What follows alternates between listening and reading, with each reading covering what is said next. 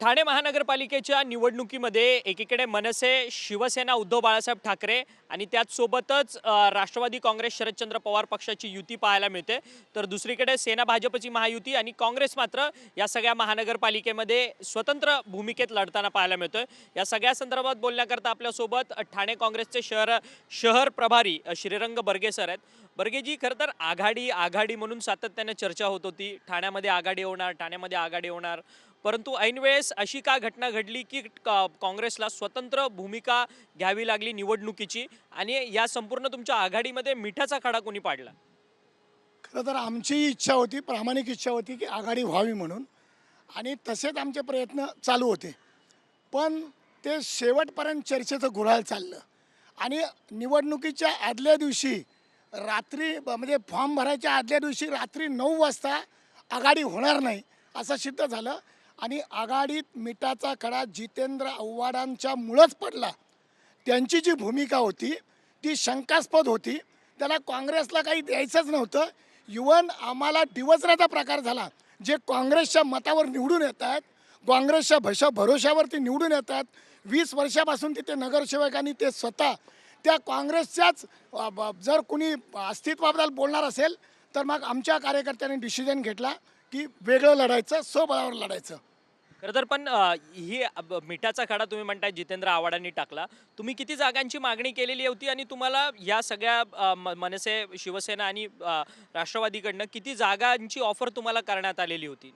नाही, खरं तर आमच्याकडून 30-35 जागा मिळतील असं आमचे शहराध्यक्ष विक्रांत चव्हाण चर्चा करत होते. आणि शेवटपर्यंत त्यांनी सांगितलं की 25 देऊ, 30 देऊ असं केलं.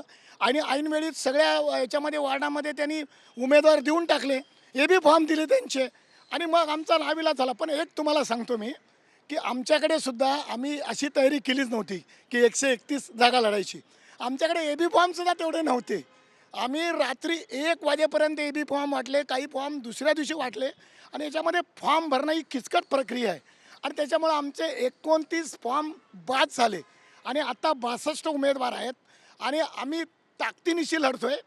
याचा जे काही होईल ठाण्यामध्ये रिझल्ट, त्याला जबाबदार आघाडीतला राष्ट्रवादी काँग्रेस शरद पवार पक्ष असेल आणि जितेंद्र आव्हाड असेल.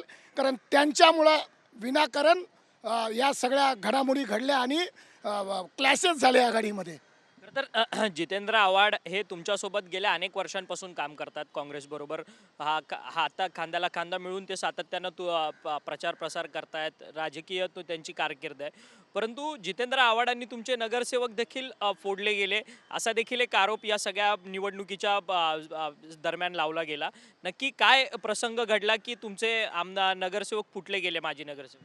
नाही, जितेंद्र आव्हाडांनी जो पक्ष आहे कळव्या मुंबऱ्यामध्ये, तो काँग्रेसवरच अवलंबून आहे. काँग्रेसचेच कार्यकर्ते घ्यायचे, त्यांनाच उमेदवार द्यायच्या, काँग्रेसचेच नगरसेवक घ्यायचे, त्यांनाच उमेदवार द्यायचा. त्यांचं स्वतःचं काही तिथे अस्तित्व नाही.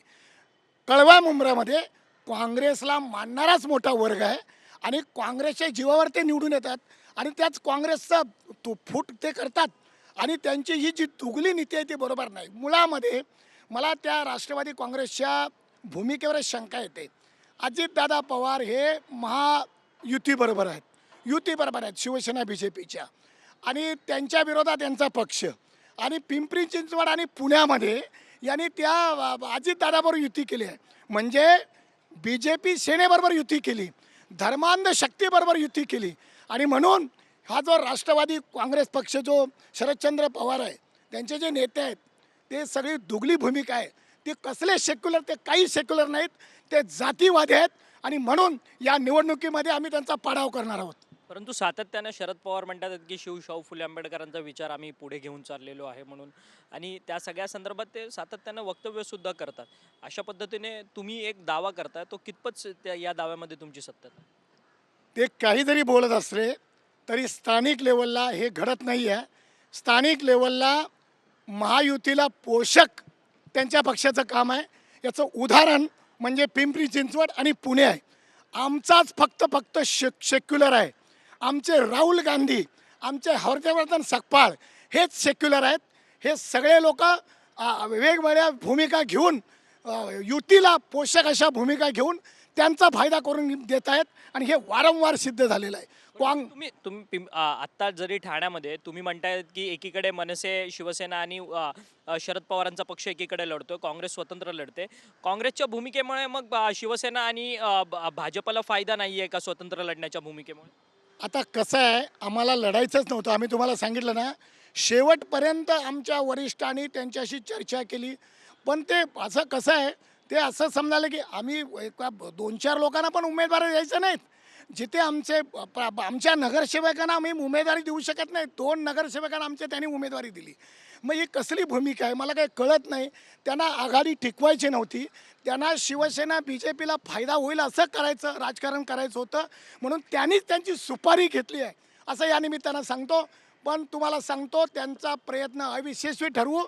काँग्रेस अपेक्षितपणे ठाणे शहरामध्ये बघा तुम्ही यश प्राप्त करेल आणि मतं बघा तुम्ही आमचे फक्त 65 उमेदवार आहेत. आम्ही दुर्दैवाने ते सगळे उमेदवार शेवटचा दिवस असल्यामुळे देऊ शकलो नाही. आमची तुम्ही मतांची संख्या बघा. आजही लोक हाताचं चिन्ह आम्ही घेऊन गेलो. आज 20 वर्षानंतर लोक सगळे म्हातारे लोक, जुने लोक म्हणायला लागलेत, अरे बाबा बरं झालं आमचं हाताचं चिन्ह 20 वर्षानंतर आलं. आणि म्हणून आमच्या नेतृत्वाने, खास करून हर्षवर्धन सकपाळ साहेबांनी जी स्थानिक लेवलला आम्हाला जी चर्चा करायची जी संधी दिली की तुम्ही तुमच्या लेवलला त्या लेवलला तुम्ही निर्णय घ्या, म्हणून हा चांगला निर्णय घेऊ शकलो. आणि काँग्रेसचा विचार, राहुल गांधींचा विचार आम्ही लोकांपर्यंत पोचवू शकलो. हेच मला या ठिकाणी शेवटचाच प्रश्न, जितेंद्र आव्हाड सातत्यानं काँग्रेसच्या पाठिंब्यावरती आतापर्यंत आमदार झालेले आहेत, सातत्यानं विधानसभेवरती निवडून आलेले आहेत. आता 2024ची देखील निवडणूक ते काँग्रेसच्या पाठिंब्यावरती निवडून आलेत. आत्ताच्या या पुढच्या निवडणुकीमध्ये काँग्रेस कळव्या मुंब्र्यामध्ये स्वतःचा विधानसभेचा उमेदवार देणार का? करू ना. काँग्रेसकडे असे कितीतरी उमेदवार आहेत तिथे की आम्ही गेलं त्यांच्यावर अन्याय करतोय. 20 वर्ष अन्याय करतोय की तुम्ही इथून लढू नका आणि विनाकारण त्यांच्यावर लादला जातोय उमेदवार.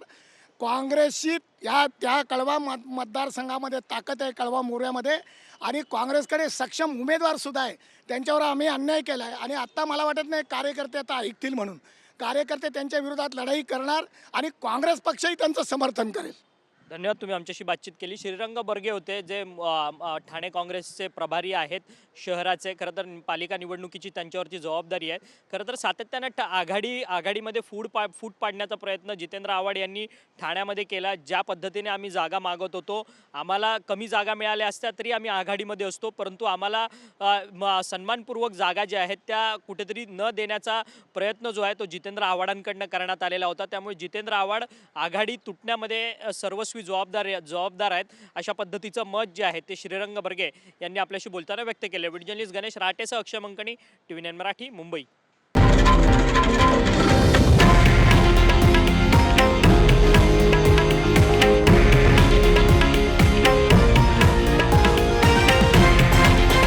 हे आहे देशातील नंबर 1 न्यूज नेटवर्क आणि आपण पाहत आहात TV9 मराठी, एकमेव.